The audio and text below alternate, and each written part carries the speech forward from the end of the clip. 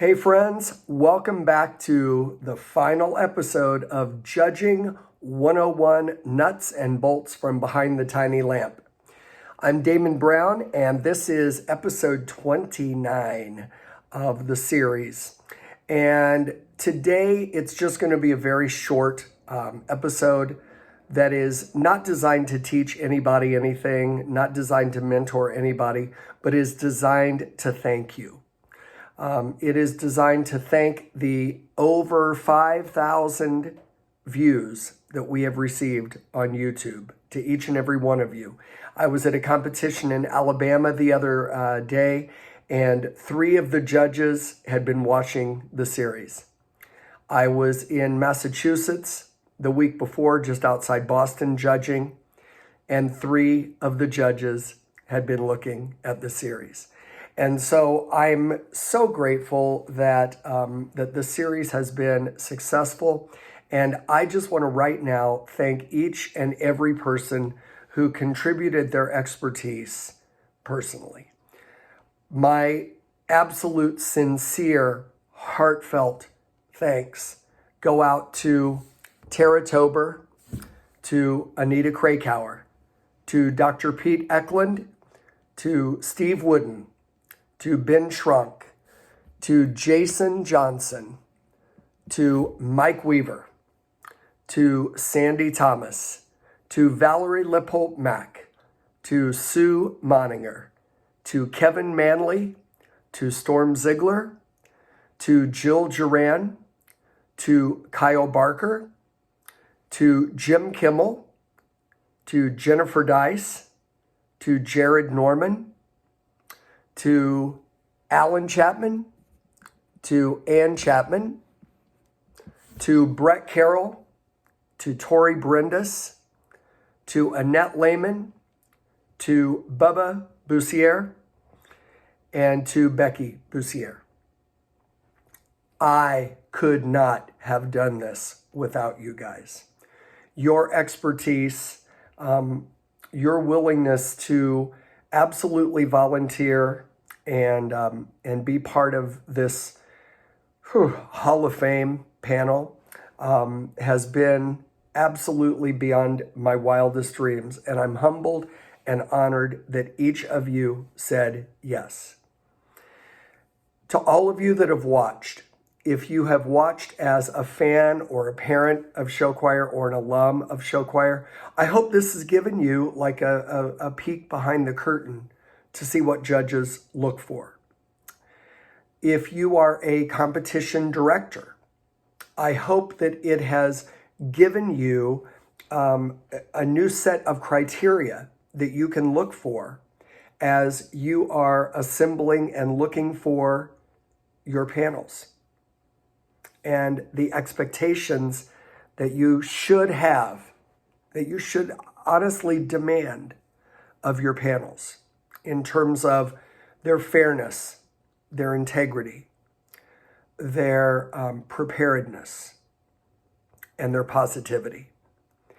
If you are a director of a show choir that competes and you've watched these videos, I hope that they have given you an explanation of what judges like myself and so many others are looking for, what we mean when we say things, what we mean when we score this way or that way.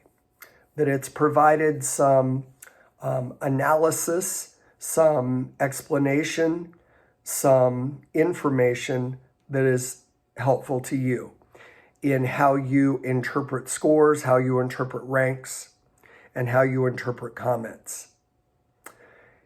If you are a veteran judge, I sure hope that this has given you some new eyes to see with and some new ears to hear with, because it sure has done that for me. I've watched every minute of every single video, some multiple times, and I've taken some notes on quite a few of the videos. And I've already utilized some of the things that I've learned as a judge of 35 years. I've already utilized some of the things that have been taught by some of our contributors, our panelists, in my own judging this year. And if you are a new judge, I sure hope that this has been a treasure trove of insight, of information, of education, of mentoring, of tutoring. Not that you need to or should agree with everything that has been said, whether by me or by one of our panelists. There's room for disagreement. There's room for other opinions. But as a judge, there's not room to not be prepared. The last thing that I want to address is to all competition directors. I would suggest that at the beginning of your day, on competition days, when you are hosting, that you provide your judges with a pledge of integrity that lists your expectations for them for the day. Not that they will rank groups a certain way, not that they'll like this group better than that group, not that they will be nice to these folks and not nice to these folks, but the contrary. A pledge of integrity that will ensure that their comments are their own, that they will be unimpacted by others, that their rankings will be their own, that they will not be influenced by other judges or by rivalries or by friendships,